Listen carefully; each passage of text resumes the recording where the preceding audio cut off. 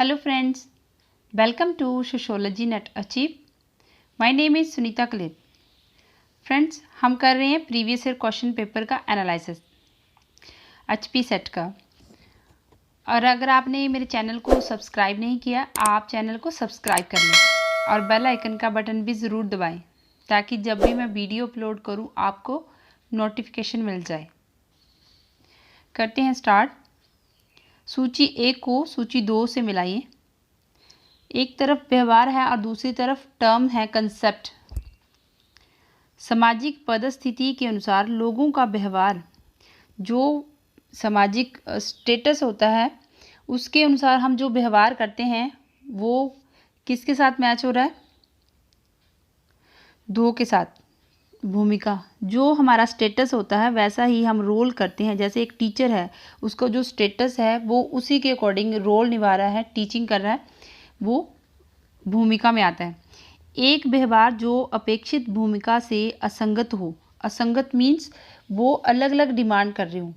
जैसे कि किसी एक व्यक्ति जो पुलिस में है और उसका भाई किसी प्रॉब्लम की वजह से उसके ऊपर केस लग गया है, वो अपने भाई की हेल्प करे या फिर उसके ऊपर केस हायर करे, तो वो द्वंद्व में फंस जाता है कि कौन सी भूमिका को निभाए. मतलब दोनों भूमिकाएं अलग अलग डिमांड कर रही हैं, तो ये आता है 4 के साथ. भूमिका द्वंद्व. Role conflict. एक परिस्थिति प्राप्त व्यक्ति द्वारा सभी भूमिका संबंधों में व्यवहार. एक व्यक्ति का जो स्टेटस है, वो उसने जो प्राप्त किया, स्टेटस प्राप्त किया है, उसके अकॉर्डिंग वो सारे रिलेशनशिप में जो भी उसके, जैसे एक डॉक्टर है उसका जो रिलेशनशिप है वो नर्स से अलग टाइप का होगा, पेशेंट से अलग टाइप का, जो दूसरे अदर डॉक्टर हैं उनके साथ अलग टाइप का बिहेवियर होगा.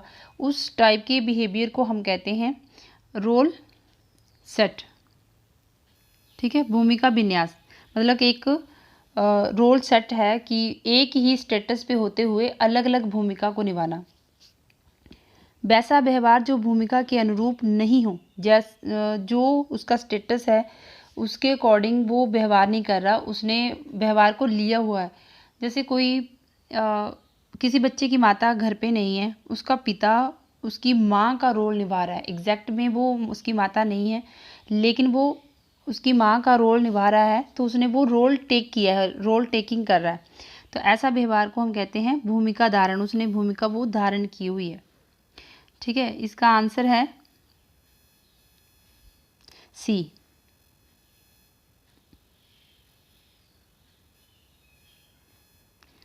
Next is cultural trait.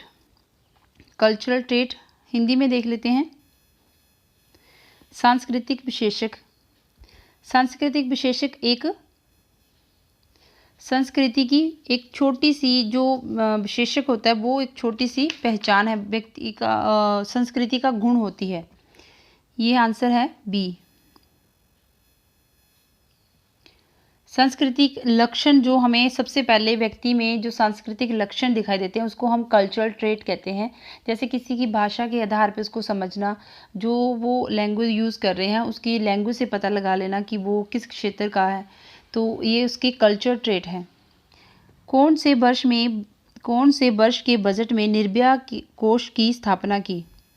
Nirbhaya कोष की स्थापना हुई 2013 में, जो कि दंड प्रक्रिया 375 में इसका मुआवजे का प्रावधान किया गया. ये पीड़ितों और दुष्कर्म जो पीड़ित महिलाएं हैं उनकी सहायता के लिए मुआवजा दिया जाता है और इसकी स्थापना की है 2013 में.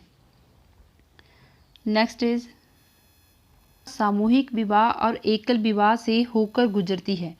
ये किन के अनुसार ये टर्म है कि विवाह की संस्था संकीर्णता और सामूहिक विवाह और एकल विवाह से होकर गुजरती है उद्विकासियों के अनुसार, इवोल्यूशनिस्ट. किसने विवाह संबंधों में प्रत्यक्ष विनिमय की अवधारणा की व्याख्या दी है? डायरेक्ट एक्सचेंज की जो कंसेप्ट है ये दिया है क्लॉड लेवी स्ट्रास ने. संस्कृति जब सामान्यता से जटिलता में परिवर्तित होती है तो वह और विभिन्नता की ओर जाती है. यह प्रक्रिया है उद्विकास.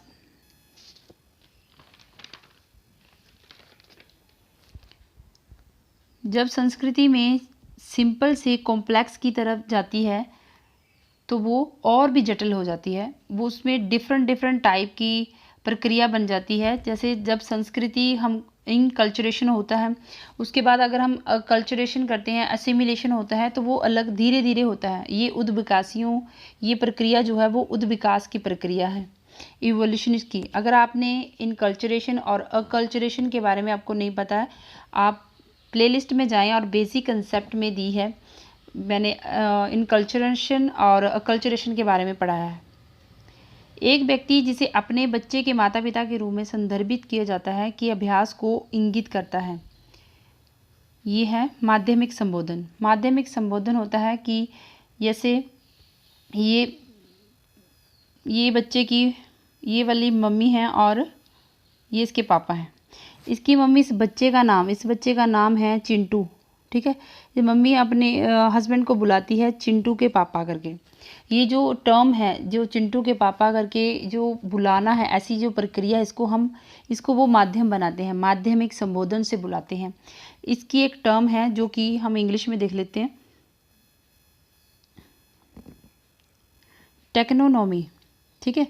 टेक्नोनॉमी है, टेक्नोनॉमी जो कि बीच में एक माध्यम को अपना के हस्बैंड को बुलाया जाता है बच्चे का नाम लेके, जैसे चिंटू के पापा, ठीक है। अवॉइडेंस होता है परिहार संबंध होता है। ये परिहार संबंध में होता है कि इसमें एक रिश्ते को दूसरे रिश्ते से बचा के रखते हैं। फॉर एग्जांपल जो बहू और ससुर का जो रिश्ता है, जो पर्दा प्रथा है, वो अवॉइडेंस है, उस रिश्ते को हम कहते हैं परिहार। बहू ससुर के सामने घूंघट करती है, उसको हम कहते हैं परिहार, मतलब वो उनका चेहरा नहीं देखती है, ससुर बहू का चेहरा नहीं देखते हैं, ठीक है। Next is matrilineal uncle special relationship with his nephew and nieces is termed.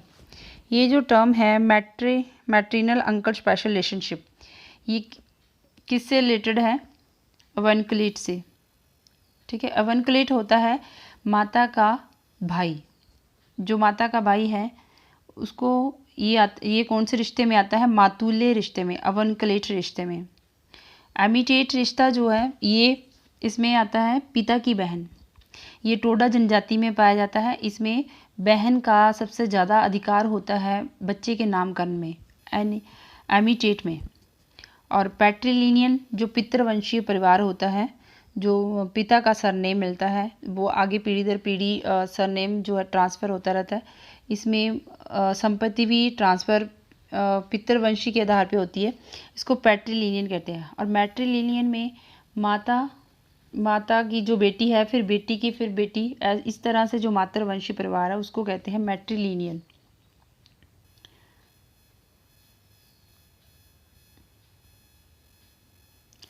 यहाँ पे आपने देखा है कि जो अपने भतीजे और भतीजियों के साथ मामा का विशेष संबंध है उसको कहते हैं मातुल्य, ठीक है।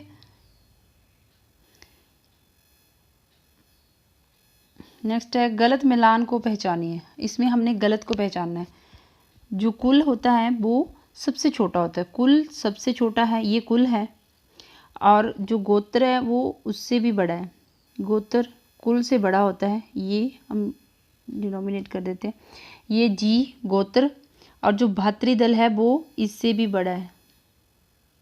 तो पहले कुल होंगे, कुल से मिलके गोत्र बनता है और गोत्रों से मिलके भातृदल बनता है। तो और इसमें ये गोत्रार्ध का आंसर ये गलत है, इसलिए आंसर हमारा होगा गोत्रार्ध। विभिन्न भातृदलों से सम्मिलित। विभिन्न समूहों द्वारा विशेष रूप से स्वदेशी लोगों द्वारा पारंपरिक चिकित्सा पद्धति का अध्ययन है नृजातीय चिकित्सा पद्धति।